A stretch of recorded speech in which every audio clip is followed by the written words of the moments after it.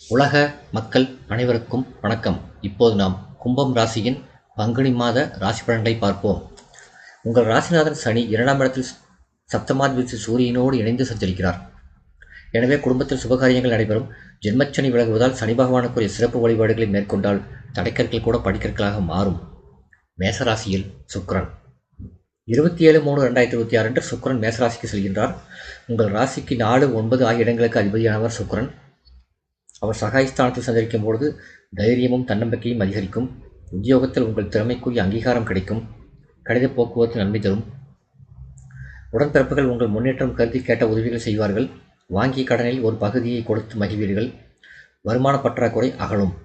மீனராசியில் செவ்வாய் 1/4/2026 அன்று செவ்வாய் மீனராசிக்கு செல்கிறார். உங்கள் ராசிக்கு 3, 10 ஆகிய இடங்களுக்கு அதிபதியானவர் செவ்வாய். சகாயஸ்தானம் மற்றும் தொழில் ஸ்தானத்துக்கு அதிபதியானவர் செவ்வாய். தனஸ்தானத்துக்கு வரும்போது பணப்புழக்கம் அதிகரிக்கும். குடும்பத்தில் சுபகாரிய பயிற்சிகள் கைகூடும். பிள்ளைகளின் எதிர்கால நலன் கருதி எடுத்த முயற்சிகளில் வெற்றி கிடைக்கும். பெண் பிள்ளைகளின் திருமணத்தை முன்னின்று சீர்வரிசை பொருட்களை வாங்குவதில் ஆர்வம் காட்டுவீர்கள்.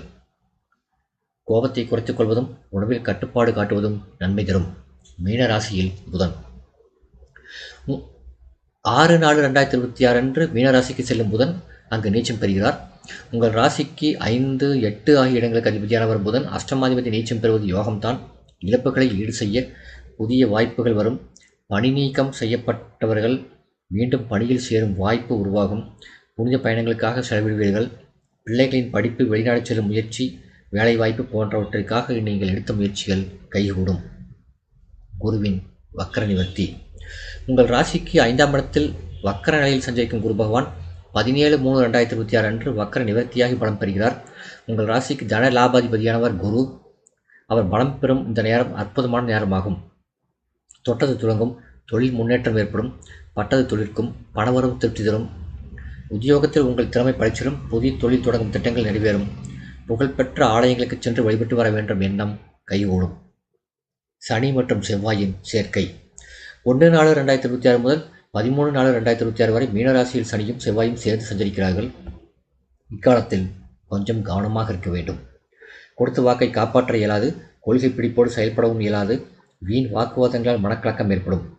பொது வாழ்வில் உள்ளவர்களுக்கு சந்தர்ப்பங்கள் சாதகமாக அமையும். தொழில் மற்றும் வியாபாரம் செய்பவர்களுக்கு எதிர்பார்த்த லாபம் கிடைக்கும்.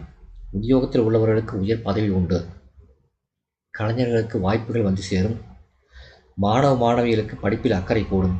பெண்களுக்கு குடும்பத்தில் ஒற்றுமை பலப்படும். வருமானம் திருப்தி தரும்.